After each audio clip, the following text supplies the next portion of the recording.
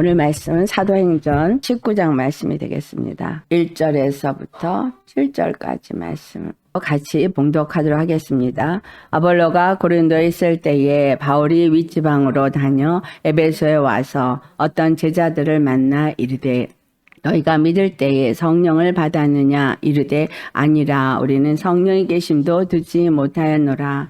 바울이 이르되 그러면 너희가 무슨 세례를 받았느냐 대답하되 요한의 세례니라. 바울이 이르되 요한이 회개의 세례를 베풀며 백성에게 말하되 내 뒤에 오시는 이를 믿으라 하였으니 이는 곧 예수라 하거늘 그들이 듣고 주 예수의 이름으로 세례를 받으니 바울이 그들에게 안수하며 성령이 그들에게 임하심으로 방언도 하고 예언도 하니 모두 12사람쯤 되니라. 아멘. 오늘 말씀의 제목입니다. 나는 무슨 세례를 받았느냐. 한국말 번역으로는 세례라고 나왔지만 영어 원문은 침례인 거예요. 첫 번째는 세례 요한의 침례. 요단강에서 받은 침례입니다. 말라기서에 엘리야의 영으로 와서 아비의 마음을 자녀에게, 자녀의 마음을 아비에게 돌이키게 하는 일을 할 것이다 했을 때 세례 요한이 엘리야의 영으로 온 사람이라고 예수님께서 말씀하십니다. 그러니까 세례 요한의 세례는 회개의 세례다라는 거죠. 하나님이 약속하신 말씀대로 예루살렘 제2중건이 우여곡절 끝에 오랜 시간 후에 이루어졌어요.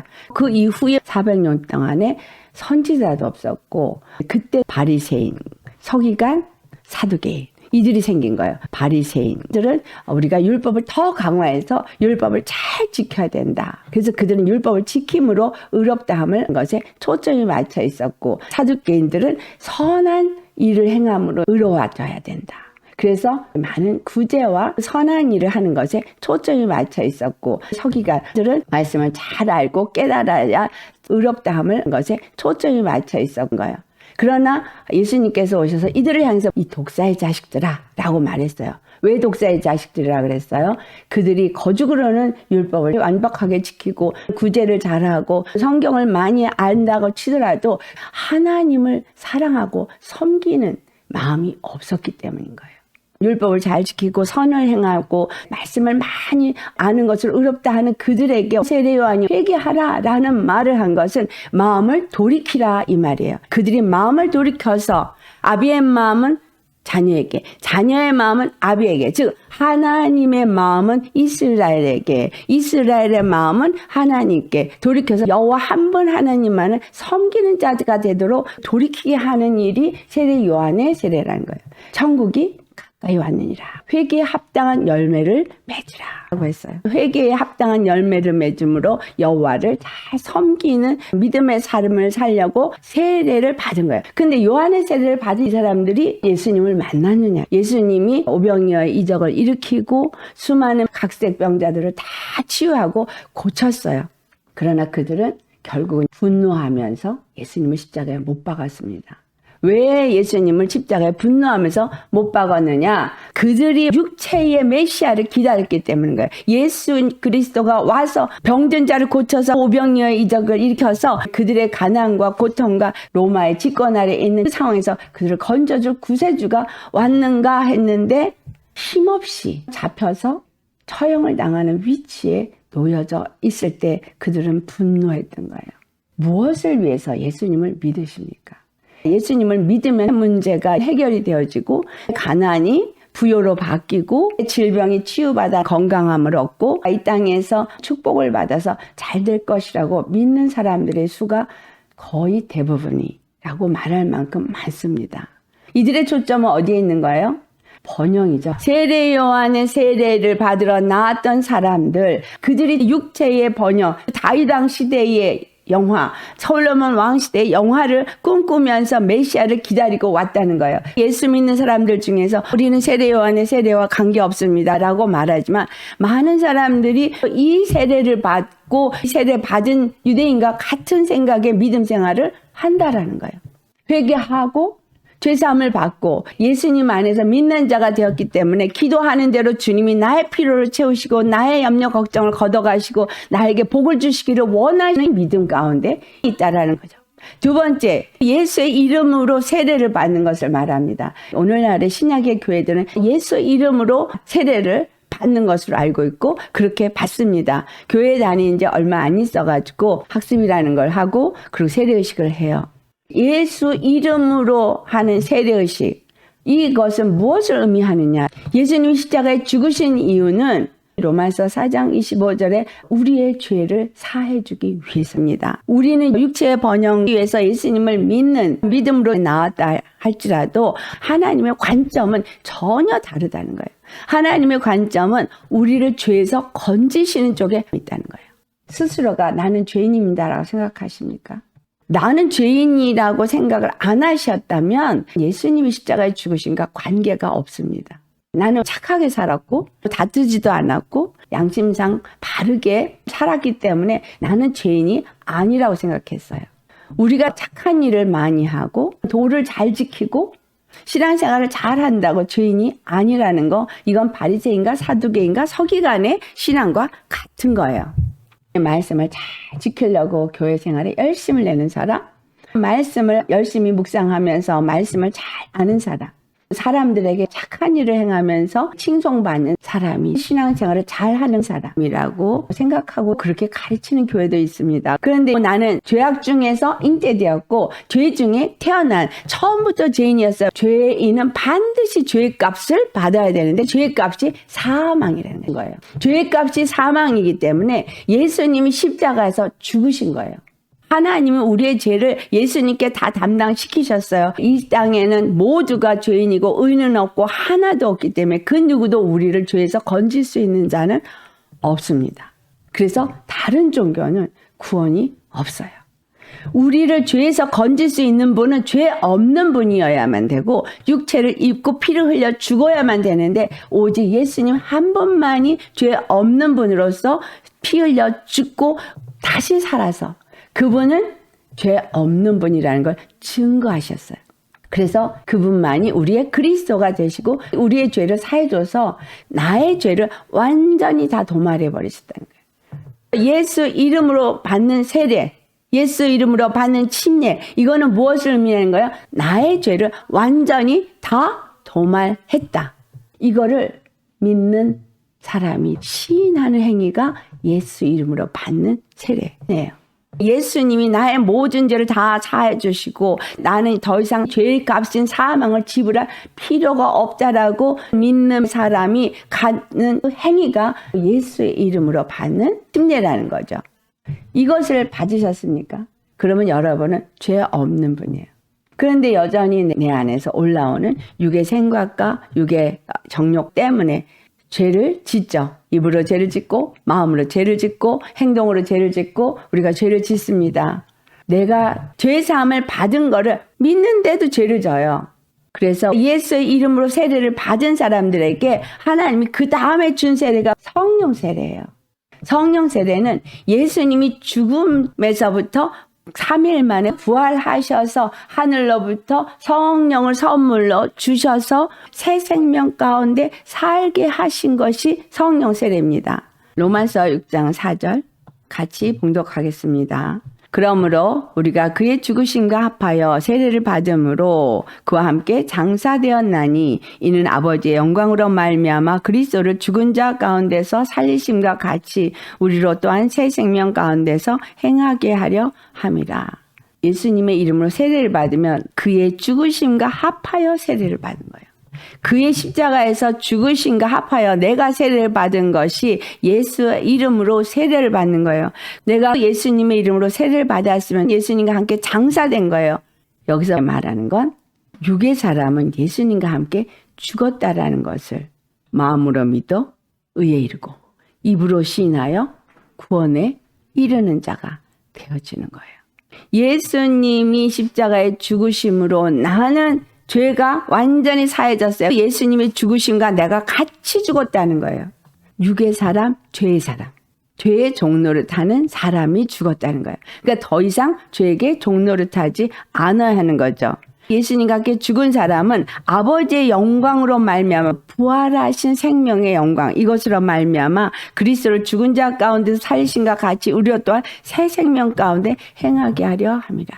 성령 세례는 부활하신 예수님이 우리에게 임함으로 성령 세례를 받은 사람들은 새 생명 가운데 사는 자가 된 것이라는 거예요. 세례 요한의 세례는 회개의 세례예요. 예수님의 세례는 우리가 죄에서 완전히 죽었고 이제는 죄의 사람이 아니라는 것을 인정하는 세례예요. 성령 세례는 새 생명 가운데 사는 자가 되어지는 것을 말한다는 거죠. 고린도전서 12장 3절 같이 봉독합니다. 그러므로 내가 너희에게 알리노니 하나님의 영으로 말하는 자는 누구든지 예수를 저주할 자라 하지 아니하고 또 성령으로 아니하고는 누구든지 예수를 주시라 할 수 없느니라. 성령으로 아니하면 예수를 주라 할 수 없다.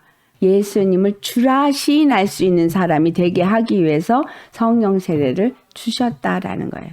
물 세례와 성령 세례를 받아야 된다라고 교회에서 가르치는데 물 세례를 받은 사람이 성령 세례를 받는다라고 순서적으로 말해요. 사도행전 10장에 고넬료는 성령 세례를 먼저 받고 그 이후에 물 세례를 받았습니다. 왜 고넬료는 성령 세례를 먼저 받고 물 세례를 받았느냐? 성령 세례를 먼저 받은 건 그는 이미 회개하고 이방인으로서 예수님을 주로 영접하고 믿는 믿음을 가지고 있었던 사람이었던 거예요. 사도 베드로를 집으로 초대할 때에도 주를 경외함으로 기도하는 삶을 살았고 기도하는 가운데 성령님이 말씀을 들었어요. 고넬료는 이방인이면서도 하나님의 음성을 듣는 믿음의 사람이었고 하나님께 늘 기도하는 사람이었던 걸 알 수 있습니다. 그가 베드로를 오게 하고 베드로를 통해서 말씀을 듣고자 하는 사모함으로 영접했는데 성령의 역사하심을 따라 그 집안에 모였던 모든 사람들이 방언을 말하더라는 거예요. 에베소에 있는 사람들도 세례 요한의 세례만 알았고 성령에 대해서는 알지도 못했어요. 바울이 거기서 성령 세례를 주면서 방언을 말하고 예언을 말한 12명이 세워집니다. 하나님의 뜻과 목적은 분명하게 하나입니다. 예수 그리스도가 모든 만물의 주가 되시고 그를 믿는 자들이 한 교회가 세워지는 그 일을 위해서 십자가에 죽으시고 부활하셨다는 거예요. 에베소서 1장 10절에 말합니다. 우리 주 예수 그리스도 안에서 하늘과 땅이 완전히 통일되게 하셨어요. 그의 안에서 통일되게 했다는 얘기는 그를 믿는 모든 사람들은 그의 몸된 교회가 되어져서 예수님의 통치를 받게 하시길 원하시다는 거예요. 예수님의 통치를 받는 것을 다른 말로 표현하면 예수님의 돌보심을 받는다는 거예요. 예수님의 보호하심을 받는다는 거예요. 왕이 하는 일은 그들을 보호하는 일이고 그들을 지키는 일이에요. 그들에게 모든 것을 공급하시는 일을 하는 거예요. 이것은 여호와 하나님과 이스라엘 백성의 관계를 말한 것인데 여호와 하나님은 그들의 하나님이 되어져서 그들의 구원자가 돼서 그들을 지켜주고 그들에게 모든 것들을 공급하시는 하나님이다. 구약에 보면 여호와 하나님이 주신 율법을 지킬 때 풍성함이 주어진다고 하는 말씀이 신약에 와서는 예수님이 왕이 되어지고 예수님이 주가 되어져서 예수님을 믿음으로 예수님 안에 피하고 예수님 안에 쉼이 있고 예수님 안에서 구원이 있다라는 걸 말해주고 있는 거예요. 죄에서부터 사함을 얻고 죄 없는 자로서 새 생명 가운데 사는 자가 되어지는 이것을 위해서 예수의 이름으로 세례를 받고 성령의 세례를 받아야 한다는 거예요. 예수 그리스도가 우리의 주 되심을 알게 하고 가르치고 믿게 하는 일을 성령이 하시는 거예요. 성령 세례를 주시고자 하는 이유가 뭐예요? 예수님을 주라 시인하는 자가 되어주고 그 예수님만이 나의 구원이라는 걸 믿는 믿음의 사람이 되게 하기 위해서 성령 세례를 받으라고 하는 거예요. 물 세례를 받는 건 물에 잠겨서 죄의 사람이 장사 지내는 것이고 성령 세례는 육의 사람이 성령에 잠겨서 성령의 인도함을 받는 사람이 되어지는 거예요. 어떤 상황일지라도 예수님은 전능하신 하나님이라. 나를 건지실의 구원의 하나님인 거예요. 육체의 것에 초점을 맞춰서 있었던 이스라엘을 위한 하나님이 아니라 새 생명 가운데 사는 자로 건지셔서 이 땅 가운데 사는 자이지만 이 땅의 사람이 아닌 하늘에 속한 자 나를 보호하시고 나를 인도하시기 위해서 성령을 우리에게 보내주시는 거예요. 왜 바울이 그들에게 너희가 성령을 아느냐? 라고 질문을 했을까요? 성령님이 아니면 예수님을 주라 시인할 수 없기 때문에 예수님을 주라 시인하는 관계가 되어졌느냐 안 되었느냐가 중요한 거예요. 나 예수님이 나의 주인이냐 아니냐 이거 믿느냐 안 믿느냐 이게 중요한 거예요. 그분이 나의 주라면 나는 그분 앞에 모든 걸 맡긴 자이냐, 내 삶을 맡기고 내 목숨을 맡기고 내 자녀를 맡기고 내 인생을 맡길 수 있느냐는 거예요. 그분 앞에 맡길 때 그분이 책임져 주십니다. 우리에게 건강도 주시고 필요한 물질도 주시고 모든 것들을 다 주실 수 있는 분, 육으로도 복을 받고 영으로도 복을 받아 영원히 살 수 있게 하는 분이 여호와 우리 주 예수님이라는 사실이에요.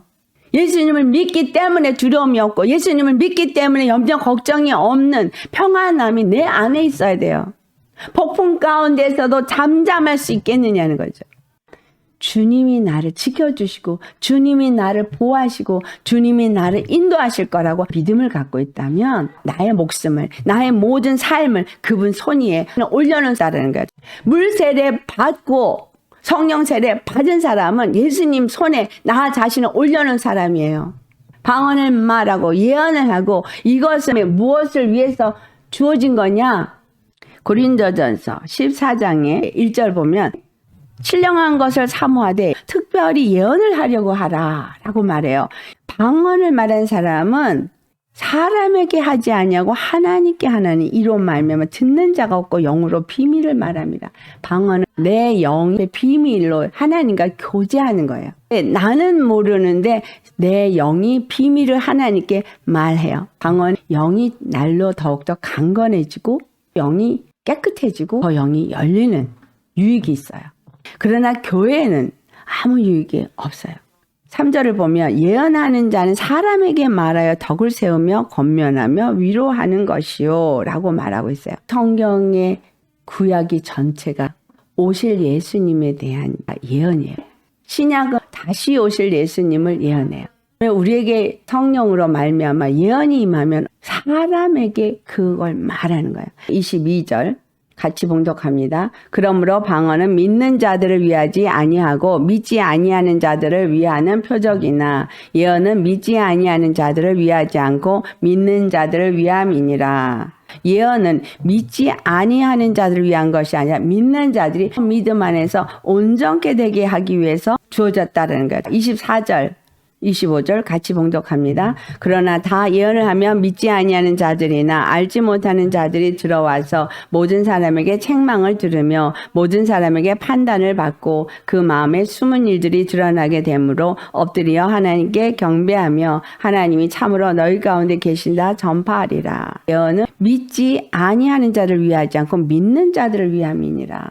교회에서 덕을 세우도록 하기 위해서 하나님이 예언을 하게 하시는 거예요. 그래서 방언을 말하든 예언을 말하든 또는 통역을 하든 모든 일을 하는 것들은 교회의 덕을 세우기 위함이라고 말하고 있어요. 예수님을 머리로 모시고 그의 몸된 교회가 세워지도록 하기 위해서 방언도 하고 방언 통변도 하고 예언도 하게 한다는 거예요. 우리가 예수님 안에서 정말 성령 세례를 받고 이와 같은 일들을 하는 모든 것들은 오직 하나의 초점이 맞춰져 있다는 사실을 알아야 해요. 방언 통변이라든지 예언이라든지 이러한 것은 하나님이 원하는 길이 무엇인지를 알게 하고 그 방향으로 나아가게끔 인도하는 덕을 세운다라는 거죠. 예수님을 머리로 모신 그리스도의 몸된 교회가 되어지도록 하기 위해서 이 모든 것이 허락되어졌다라는 거예요. 그래서 내가 성령 세례를 받아서 예수님을 주로 모시고 그의 몸된 교회가 되기 위해서 오늘도 내 마음이 주님을 향해 있느냐 아니냐 이거를 점검해 보셔야 돼요. 성령 세례 왜 줬다고요? 새 생명 가운데 사는 예수님 그 생명으로 사는 자가 되게 하기 위해서 성령 세례를 주셨는데 온전히 초점이 예수님께 맞춰지지 않은 사람들은 중간에 다 빼앗기더라는 거예요. 말씀이 귀에 안 들어오고 관심은 다른 데 있고 주님을 사모하는 마음도 없고 기도 생활도 안 하고 말씀을 가까이도 안 하고 그러면서 껍데기만 그리스도인인 이런 사람으로 타락해버린다는 거예요. 이런 사람에게 구원 없어요. 회개하고 돌이켜야 돼요. 회개하고 돌이켜서 성령님이 내 안에서 오늘도 나의 생각과 마음을 주장하도록 나를 내어놓지 않으면 구원 잃어버릴 수 있다는 거예요. 내가 성령 세례를 받아서 예수님을 주라 시인하면 새 생명 가운데 사는 자가 되어야 되는 이유, 예수님을 주라 시인하지 않는 자에게는 구원이 없기 때문인 거예요. 이 땅에서는 7, 80년 아니면 길면 100년 세상 것 열심히 하면 잘 살 수도 있지만 영원한 지옥이라는 거예요. 거기서 건지시기 위해서 천지를 지으신 하나님이 이 땅에 육체를 입고 죄인처럼 오셔서 십자가에 죽기까지 했는데 이것을 믿지 않냐고 이것을 경홀히 여기는 자에게는 하나님이 반드시 책망하신다는 거예요. 이거 외에는 우리를 구원할 길이 없는데, 이거 외에는 우리에게 귀한 것이 없는데 그것을 귀하게 여기지 않는 사람, 이거 오히려 이 세상 것들을 따라가서 세상 것에 초점이 맞춰지고 그것을 위해서 사는 사람, 짐승하고 하나도 다를 게 없습니다. 짐승이면 차라리 나아요. 짐승은 육체가 썩어버리면 끝이에요. 사람은 영원히 살아요. 천국에서 영원히 사느냐 아니면 지옥에서 영원히 고통 가운데 사느냐, 두 길을 결정하는 건 이 세상인 거예요. 예수 이름으로 세례를 받게 하고 성령을 선물로 보내어서 성령 세례를 받아 그분 안에서 그분의 보호하심과 그분의 돌보심 안에서 그분의 생명으로 누리는 삶을 살던 사람은 영원히 성령으로 살도록 인도하시지만 초점이 육체에 맞춰져서 바리새인처럼 말씀을 잘 지키려고 애를 쓰고 사두개인처럼 선한 일을 많이 하고 서기관처럼 성경 잘 알고 있어도 그 마음이 예수님을 사랑함이 없고 예수님을 주로 섬기는 자가 아니면 구원이 없어서 영원한 멸망인 지옥에 떨어진 자가 된다는 거예요. 왜 방언을 하게 하고 왜 통변을 하게 하고 왜 예언을 하게 하느냐? 하나님의 뜻을 알고 시대를 분별하고 이 믿음의 길을 가는 일에 실족하지 않게 하기 위해서, 믿음의 길을 가다가 믿음을 잃어버리고 구원을 놓치지 않게 하기 위해서 이것을 허락하신다는 거예요. 앞으로 다가오는 세대는 또 이제까지 우리가 살던 시대보다 훨씬 더 어렵고 힘든 세대가 올 겁니다. 여러분 코로나로 해서 얼마나 힘드셨어요. 앞으로 더 심한 날이 올 거를 성경은 말해주고 있어요. 기근, 지진, 전염병, 전쟁 이런 것들로 인해서 사망의 그림자가 이 땅을 덮을 거예요. 그때 여러분 어떻게 피하시겠어요? 어디를 피하시겠어요? 이제는 사람의 노력이나 열심으로 피할 수 있는 곳은 없어요. 이제는 전 세계가 하나로 움직이고 있어요. 예수님밖에 피할 곳 없습니다. 시대가 시시각각으로 변화되는데 믿음이 없는 사람은 내일을 예측할 수가 없다는 거예요. 믿음이 없는 사람은 멸망으로 떨어진다는 것을 여러분한테 말씀드립니다. 예수 그리스도의 십자가의 복음을 믿는 자 외에는 구원받을 자 없습니다. 지진, 기근, 전염병, 전쟁, 이러한 난리와 소문이 있는 것 여러분 듣죠? 이건 재난의 시작일 뿐이라고 했어요. 더 많은 재난이 있고 더 많은 환난이 올 것이라는 겁니다. 그때 이 환난과 재난에서 피할 길은 오직 예수님 한 분뿐이에요. 이래도 대강 아무렇게나 졸면서 신앙생활 하시겠습니까? 아니면 정신 차리고 믿음 안에서 이 시대를 분별할 수 있는 성령의 사람이 되기 위해서 기도하시겠습니까? 성령을 받고 예언을 하고 방언통변을 하는 이러한 일들을 주는 이유는 이 시대에 피할 길이 무엇인지를 알고 성령이 교회들에게 하는 음성을 듣고 바른 길을 가게 하기 위해서입니다. 각 가정에 한 사람이라도 믿음의 사람이 있어서 그분이 하나님의 말씀을 받아서 말한다면 따르세요. 도무지 말도 안 되는 소리 같아도 하나님의 영이 말씀하는 걸 듣는 사람은 이 세상 사람들이 생각할 수 없는, 이 세상 사람들이 이해할 수 없는 소리를 합니다. 하나님의 생각과 이 땅에 사는 사람의 생각은 다르기 때문이에요. 하나님의 길과 이 땅에 사는 사람들의 길은 다르기 때문입니다. 성령님의 인도함을 받고 성령이 잡혀서 충만함을 입어야지만 온전한 구원의 길을 갈 수 있기 때문인 거예요. 히브리서 9장 27절 말씀에 사람에게 한 번 죽는 것은 정한 이치요 그 이후에는 심판이 있다라고 분명하게 기록되어져 있습니다. 믿든 안 믿든 그거는 각자의 선택이지만 반드시 죽은 이후엔 심판이 있습니다. 그 심판이 있을 때 내가 영생에 들어갈 수 있는 티켓을 갖고 있느냐? 없으면 영멸입니다. 예수 그리스도의 피로 말미암아 내가 거듭난 자요 성령을 받아 새 생명을 가진 자로서 하나님 앞에 나아갈 수 있는 자격을 갖춘 자. 그들에겐 구원이 있지만 그렇지 않은 자에게는 구원이 없습니다. 내 마음에 예수님이 주가 되어져서 그분을 나의 주로 알고 그분을 섬기며 그분이 단 한 분 나의 구원이라고 믿고 살았느냐. 그것에 따라 결정이 됩니다. 하나님은 많은 것을 요구하지 않아요. 믿는 믿음의 삶. 그냥 하나만 요구해요. 이 믿는 믿음의 삶은 그분이 나의 생각을 주인 노릇하고 나의 마음을 주인 노릇하고 나의 삶을 주인 노릇하는 그 관계. 그분이 나의 머리고 나는 그의 몸으로서 성령의 음성을 듣고 성령의 이끌림을 받는 그 관계가 되어져서 생명을 가진 자로서 영생의 소망을 두고 그 하늘의 소망을 두고 이 땅에서의 삶을 사는 사람에게만 구원이 있다는 얘기예요. 육체일 열심히 하다가 도사장에 끌려간 돼지처럼 그렇게 지옥으로 떨어지는 수많은 사람이 있을 거라는 거죠. 여러분에게 이 말씀을 주님이 주시는 이유, 돌이키라는 거예요. 회개하라는 겁니다. 또 다시 시작해야 되는 거죠. 성령의 음성을 듣고 주님이 인도하는 삶을 산다면 어떤 일이 있어도 주님이 나를 지켜주시고 보호해 주시는 나의 피난처, 나의 산성, 나의 요새이시기 때문에 두려워할 것이 없다는 거예요. 당장 문제가 내 코앞에 있는데요. 100% 신뢰하고 믿어보세요. 하나님은 놀라운 일을 이루시는 하나님이십니다. 여러분이 이런 믿음으로 이 시대를 잘 통과해서 구원받는 저와 여러분 되시기를 예수님의 이름으로 축원합니다. 지금은 깨어 일어나야 될 때요. 잠자고 있을 때 아닙니다. 졸고 있을 때 아닙니다. 안일하게 있을 때 아닙니다. 우리한테 문제가 있고 어려움이 있는 것은 감사하셔야 돼요. 그것 때문에라도 주님 앞에 기도하거든요. 걱정거리가 있기 때문에 예수님 앞에 매달리기라도 하잖아요. 그래서 그게 하나님의 사랑의 방법이에요. 이 육체의 것은 덤이에요. 주님이 주고자 원하는 건 영생입니다.